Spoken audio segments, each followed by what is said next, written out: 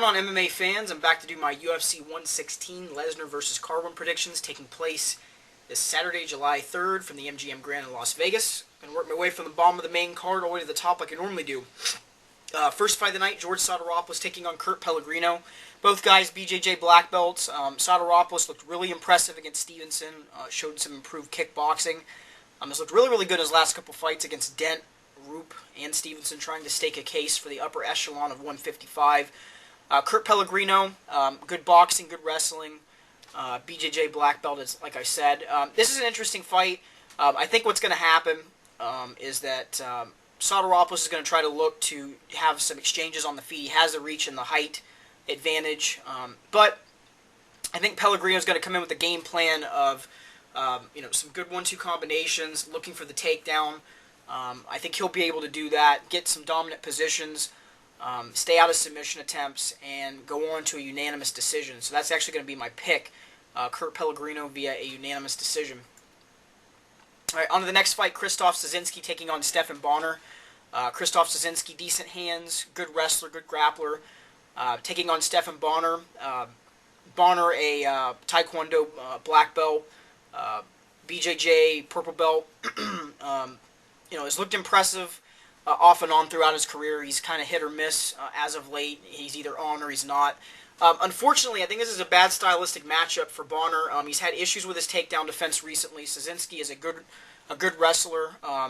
He's got good enough hands that he can last on the feet with Bonnar. He's very good in the clinch. I think that he's going to use some clinch situations, setting up some takedowns, looking for some dominant positions. I don't think he's going to sub Bonnar. Bonner's not a fish out of water on the ground. He's actually a very good grappler.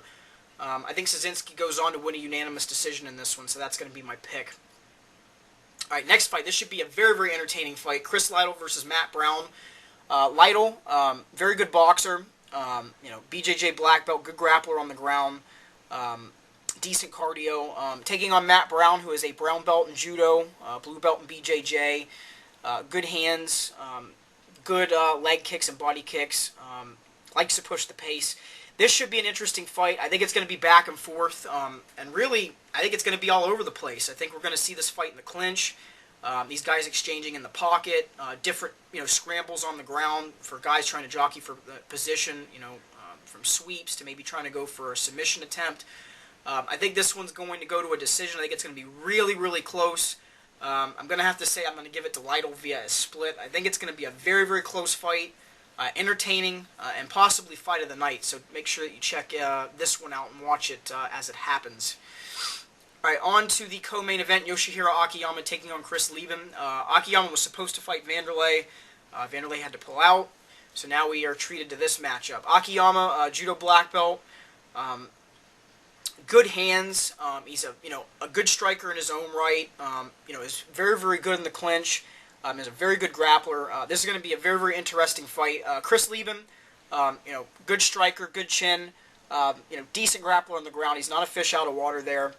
I think what's going to happen in this fight is Akiyama is going to exchange with Leben long enough to try to look for a clinch situation, try to get this fight down to the ground, get to a dominant position, and look for a submission. And I think he's going to be able to get a submission on Leben in this fight.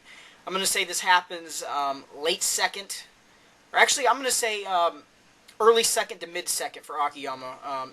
Off of a takedown, transitions from half guard to side control, looks for a submission and is able to get it. So that's going to be my pick. Yoshihiro Akiyama via a second-round submission. All right, on to the main event. Brock Lesnar taking on Shane Carwin. This is an interesting fight, and there's many variables that are happening with this. Lesnar, of course, diverticulitis, was off for a long amount of time, has lost weight. Sources say now that he actually walks right around at 265, not around at 295 like he used to. Carwin, dynamite in his hands. He's looked good in the clinch. He's a decent grappler, good wrestling. Lesnar, decent hands, pretty good cardio, good wrestler, good control from the top position. Both of these guys have a lot of questions that haven't been answered. We don't know how good Lesnar's chin is. We don't know, really, in all honesty, Carwin, he's had some tough spots here and there in some of his previous fights with being taken down. And we don't know, will he run into a similar situation with Brock? this fight can go one of two ways. We could see a game plan that I think that Carwin's going to try to employ, which is use some similar situations that Randy put Brock in the clinch. Try to wear him down a little bit, test the waters, land some shots here and there, move in and out of the pocket, landing some combinations. But what I really think is going to happen in this fight, and I think that the guys from the Minnesota Martial Arts Academy where Brock trains are going to come in with a good game plan. They're not going to want to try to get in clinch situations. They're not going to want to try to stay on the feet for too long, rather than maybe landing a jab or some good 1-2 combinations here and there to set up takedowns. And I think Lesnar's going to try to wrestle with Carwin in this fight. I think all around, I think Lesnar is the better wrestler on paper as well as possibly in MMA. The only disadvantage that he has is he's not, a good grappler on top of his wrestling, and he's had issues with finishing fights. So I think this one's going to be a long stretch fight. I think we could see, Lesnar in some tough situations, but I think ultimately what's going to happen is Lesnar's going to be able to get Carwin down here and there, and I think he's going to be able to actually stop Carwin. I was actually going to say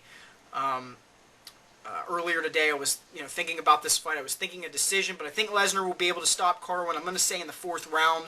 After transitioning, landing a big shot on the ground, kind of rocking Carwin a little bit, transitioning to side control, pinning Carwin a little bit, and landing some big shots. So Brock Lesnar via 4th round TKO to retain the UFC Heavyweight Championship. So those were my picks.